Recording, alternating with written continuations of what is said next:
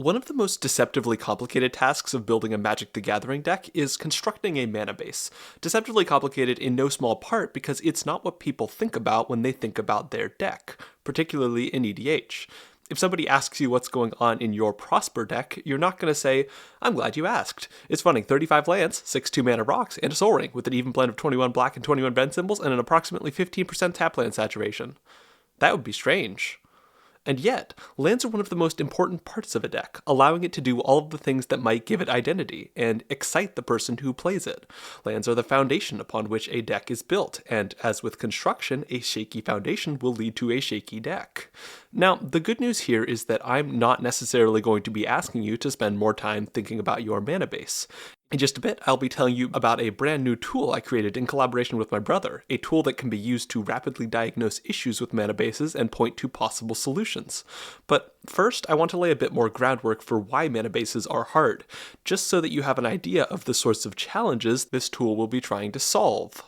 Typically, the question of mana bases begins with the color symbol split, which makes sense. At a limited event, such as a pre-release, the most primordial of deck building experiences most players will engage in, you're best served to build a 40-card deck with 17 lands, and however many lands you need can only be fulfilled with basics.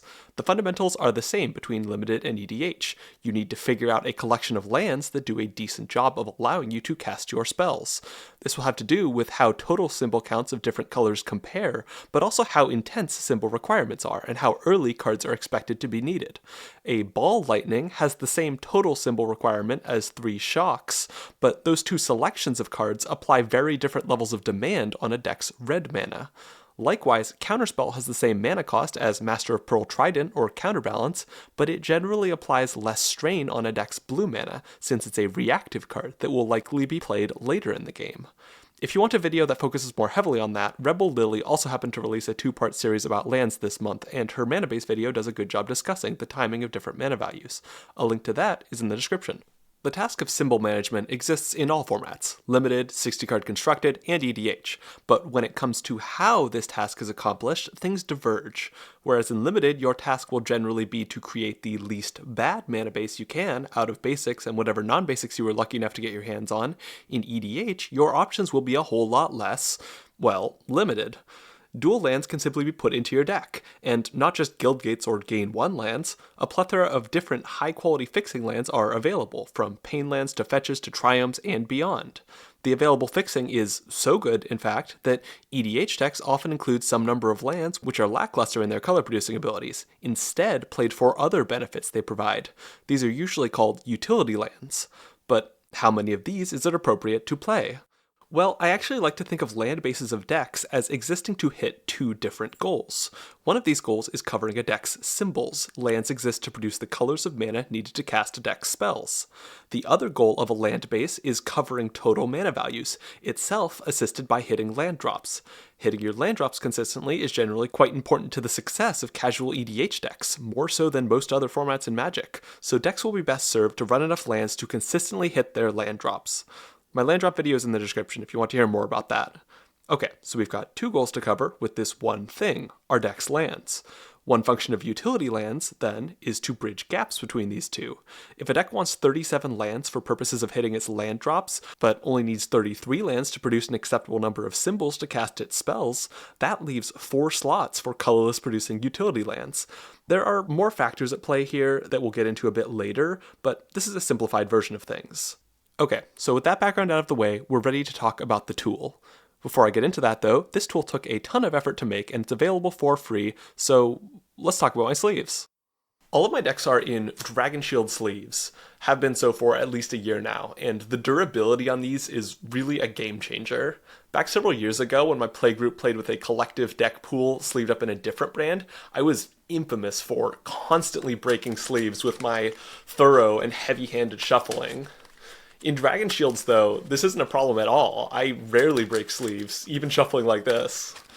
They also have a fantastically wide array of different color options. There's this offensively saturated magenta that I keep my Liesa deck in, there's this lovely copper color that I keep my Malfacor deck in, and then there's this peach color that I keep my Rata deck in. And these ones in particular are also dual mats, so they have a dark background, and this goes especially well with things like extended art cards and altars, such as this one. Big thanks to Dragon Shield for supporting the channel, and you can check them out next time you're looking to buy some sleeves. Alright, so the motivation behind this tool is basically that there are a ton of unique ways to screw up a mana base. Poor color pip distribution, inadequate overall pips, too many tap lands for a deck's intended play pattern, not enough overall lands, and so on. For any given dual land cycle, there will often be some decks where they'll work well, and others where they'll work poorly, and some decks will require more non-basic fixing than others. With this in mind, I had a vision for a tool in the months following my lands video last year, a tool that could quickly identify potential issues with the deck's mana base and offer suggestions for improvement. This idea sat around on my to-do at some point list for a few months before I decided that it just wasn't going to get done, and that I should pawn it off on my brother, Ian, who helped me with the coding on some of my previous calculators on my website. Since this was his work, I'll have him go into the basic guts of this thing. Hi, I'm Ian, and I'm the one who built this thing. To understand how well a mana base functions, we want to model how it will perform in-game. Fully simulating Commander games is beyond the scope of this project, so instead we need to simplify it into a form that we know we can work with. My other calculators used a hypergeometric distribution, which is a fancy-sounding name for some fancy-looking math that gives us exactly what we're looking for. If we're drawing a certain number of cards from a deck with a certain number of cards of a given category, it will tell us the exact odds of drawing a certain number of cards of that category. If we calculate this for every possible number of that type we could draw, we will get every possible outcome and its probability. On its own, this only tells us about one category, but we can get more. While working on the last batch of calculators, I came up with a way to calculate the odds for every possible combination of multiple categories using a branching tree-like structure.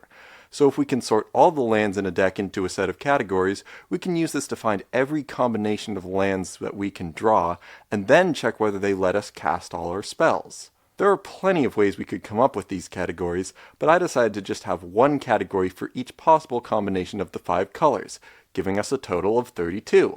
This is also the number of unique values that can be represented by 5 bits, which means that if we number those categories just right, the bits that store the number for each category will also store the combination of colors its lands can produce.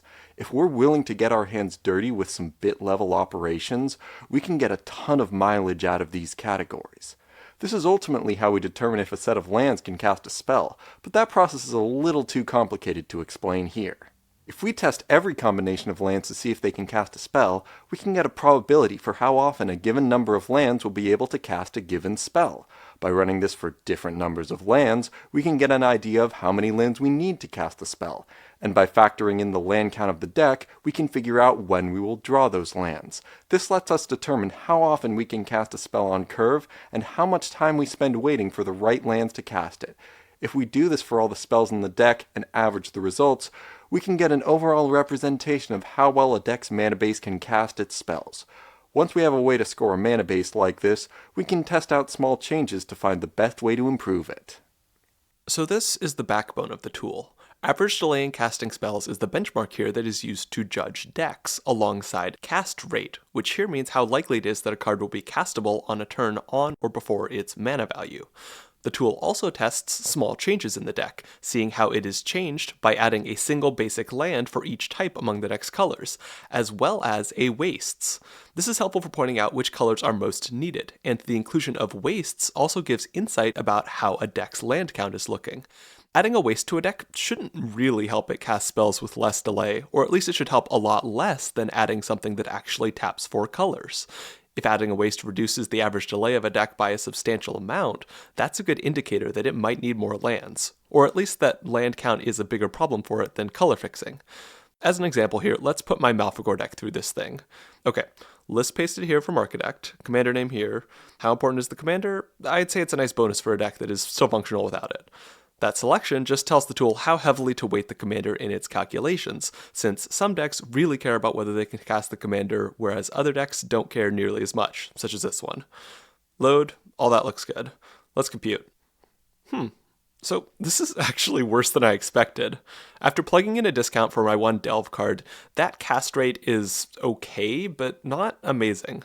When we look at how improvements affect it, the amount that adding a waste reduces the average delay is a little bit on the high side. This tool wouldn't mind the deck having more lands, probably because it has a 6 mana commander that is still being weighted a bit higher than other cards in the deck, but it's not terribly bad. The Swamp figure is barely higher than the Wastes figure, which means that the deck is doing great for black mana, no notes. The red figure, on the other hand, is a lot worse, and when I look at this deck, I can kinda see it. There are 18 red symbols among the lands and 3 among the mana rocks for a total of 21, which is an okay figure, but certainly not wildly high. What cards is this most likely to be a problem for? Well, I can tab over for that. This table shows the likelihood of playing each card on curve. The highest delay here is the Commander, a 6-drop with 4 symbols in its cost. But what about after that? As you might expect, other double red cards. Ox of Agonis is a card that'll typically be getting cast after Malfegor, so later in the game than turn 5, and this is likewise somewhat true for Fiery Confluence, which is a more reactive card. However, Glinthorn Buccaneer is a card that is more likely to be wanted on curve, and for that reason, it may be worth cutting given the deck's very black-centered mana base. Immediately with this showcase, a lot of the assumptions of the tool become clear. There is an expectation that it is desirable to play cards on curve. I know that Ox of Agonis and Fiery Confluence don't need to be played on a turn equivalent to their respective mana values, but the tool doesn't know that. While working with Ian on dealing with edge cases, I briefly considered some sort of weighting scheme involving card types. So, for example, instants are more often reactive than other card types, meaning that it will be desirable to play an instant on curve less often than it will be desirable to play a creature or an artifact on curve. If we wanted to maximize the accuracy of the model, we could add some sort of weight for this, like was done for the commander, telling the model to care some percent less about instants for purposes of curve out calculations. However, this gets at one of the most challenging conflicts when it comes to building a tool such as this: accuracy versus interpretability. A model that takes in more factors and adds more weights will be able to produce results that are more accurate, but they also make the model harder to understand, harder to pick apart, harder to think about. A model with too much unexplained complexity becomes a black box that its users must be expected to blindly trust, and that's frankly an unreasonable thing to ask. No, better to have an imperfect but somewhat simpler model that people can open the hood on, so to speak, and check out the inner workings of before deciding how they should be considering its outputs. This principle applies to other aspects of the tool as well. For example, I mentioned in my land count video that draw can be used to find additional lands. This is true in principle, but there are enough factors and caveats present to make things more than a little muddy. For one, as I mentioned in that video, higher costed draw must be treated carefully in this regard. A 4 or 5 mana draw spell shouldn't be treated as a way to find lands in a deck with 32 lands and 6 ramp spells, since in a decent portion of games, you won't even draw into enough lands to get there without missing a land drop in the first place. A 3 mana draw spell that requires additional factors to be met, such as a large creature entering, is also tricky, as it prompts a whole suite of different questions. How often will you have the creature? How much does the creature cost? Can you afford it? Are there other downsides to playing it? Here we run into both technical limitations and interpretability limitations. In technical terms, a more sophisticated simulation that understands the text of more cards and is willing to play through more actions can figure out how effective these sorts of draw spells are in finding lands, but setting up and running this sort of model is labor-intensive and computationally expensive, respectively. Even if we solve the technical issues, getting into more complex cards effectively requires that the simulation make strategic decisions on behalf of a hypothetical player, and this fact destroys the interpretability of the results. How are players supposed to know the sorts of decisions that the model is making on their behalf? These limitations lead to the implemented solution here, treating cards that might help find lands as a portion of a land. This is what Frank Karsten does in his land count model, though he excludes draw spells above 2 mana due to the aforementioned complicating factors. My team ultimately decided not to include any draw spells in the model, not even the low-cost ones, and this was for a couple reasons. For one, EDH doesn't have the low-cost draw spell density that other formats have. Ponder has a 13% play rate in EDH, which certainly isn't low, but it's pretty meager compared to a format like Legacy, where cantrips and filtering often make up 10 to 20% of a deck by volume. In addition, I don't even know if it's necessarily appropriate to assume that low-cost filtering spells are being used to find lands in most cases.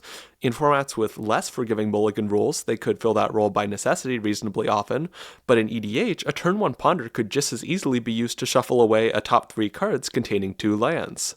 Still, in most other ways, this model chose to take a similar set of assumptions as Karsten. Ramp is effectively counted as a portion of a land that can tap for colors corresponding to whatever fixing the specific card could provide, with its exact weight determined by how often a deck will be able to cast it on curve.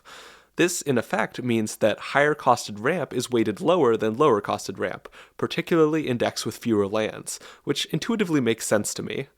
This solution misses a bit of nuance in that a lot of decks play ramp to cast cards ahead of curve, but fully modeling that would require an inordinate amount of effort and has similar issues to accounting for higher costed draw.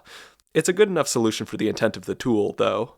Something that some players might object to about the presentation of the tool is the lack of in-your-face direction. There are some colors, some vague pointers, and numbers provided about some specific cards, but not really any specific figures that are set out as to what people should be shooting for, as far as overall Manabase quality goes. This is a flaw in some ways, but it's a benefit in the sense that it allows for the presence of a key guiding hand in Manabase construction: risk tolerance.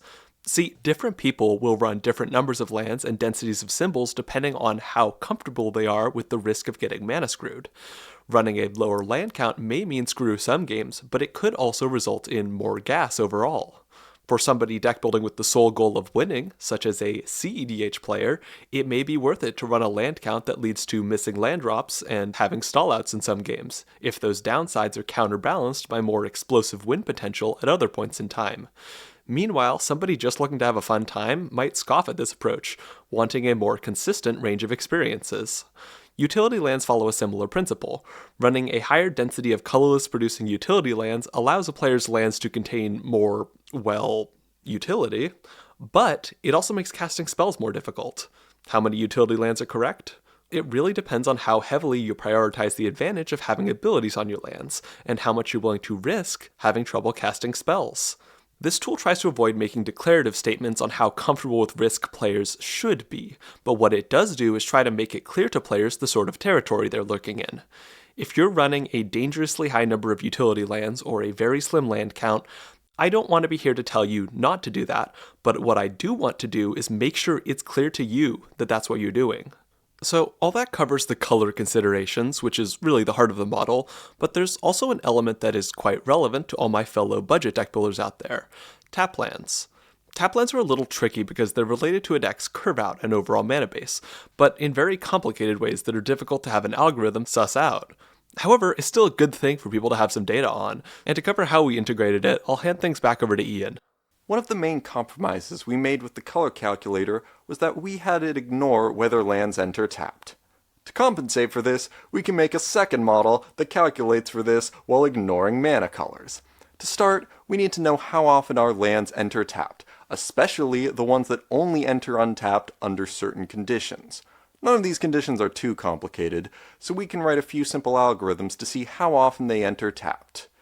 Now, we need to know what impact that will have on our deck, which we can do by simulating the opening turns. Using a heavily simplified simulation, we can look at the first several turns of thousands of games and score them based on how many spells we can cast. Then we can run this 2 more times, once with no tap lands and once with 1 less tap land. This tells us the overall impact of tap lands on the deck, along with the improvement we can get from replacing one of them with a land that enters untapped. Part of the idea here was to make it clear how often a land would enter tapped for a player. So, for example, with something like a check land, you'd need specific basic typed lands. With a tango land, you'd need a decent density of actual basic lands, and so on. Including a summary of how often these will enter tapped can help players double check that the budget dual lands they're adding are actually going to be working well for them.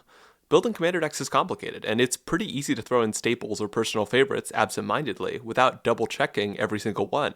This isn't even just an issue of budget dual cycles. There are an increasing number of utility lands with some sort of check involved, which includes 2 cycles originally printed in Throne of Eldraine, as well as a recent cycle of lands printed in Modern Horizons 3. While the tap status of these lands isn't as important as that of a mana-only land, one of these entering untapped 70% of the time versus 40% of the time could easily make the difference in whether or not they're worth running. This sort of consideration also goes for lands with requirements for tapping for colored mana. The Verges printed in Duskmourn aren't terribly problematic if they're not online, but there's a different cycle that is much more problematic in my mind. Tainted lands. These aren't strictly terrible. They always enter untapped, and they might have a decently high chance to tap for colored mana in a lot of decks. I run one in my Malfegor deck, and it feels pretty good there. However, in the context of EDH, they really only make sense in black-heavy 2-color decks. With a swamp count below the mid-teens, they won't be reliable in their colored production. One tricky thing with this sort of analysis is, once again, the assumptions. The best example of this is with a type of land that I tend to be less of a fan of compared to a lot of players. Slow lands, or dual lands that enter tapped unless a player controls 2 or more other lands. The tool loves these. When I throw my Rata deck into the tool and check the odds of having lands tapped in the first 5 turns of the game, we get a 15.3% chance for Cinderglade, a 14.7% chance for Copperline Gorge, a 9.1% chance for Game Trail, and a frankly absurdly low 1.5% chance for Rockfall Vale. Even for a deck with a lower land count, the percent chance to enter the battlefield tapped is still quite low. Now, I'm not saying that slow lands are bad. They're better than a lot of types of budget dual land out there, but they're not 10 times better than other types of lands. This comes down to the nuance that is missed by the percent of time tapped statistic. All the playtesting algorithm cares about is whether or not it has 2 other lands to play before the slow land. What if those lands are a different type of conditionally tapped lands with a different condition? What if the other lands are the wrong color? What if one of them is a Shadowmoor filter that needs an on-color mana to get working? All of these are cases where the slow land contributes to the malfunctioning of the mana base before turn 3, but they're considered successes due to the nature of the percent of time tapped metric. One solution to this could be using a more complex statistic than percent of time tapped that takes more factors into account. But who's that knocking? That's right, it's our old friend, interpretability. Percent of time tapped is simply leaps and bounds more understandable than any replacement statistic I could come up with, and for that reason, it's worth taking the L on cases such as this. So that's basically the tool.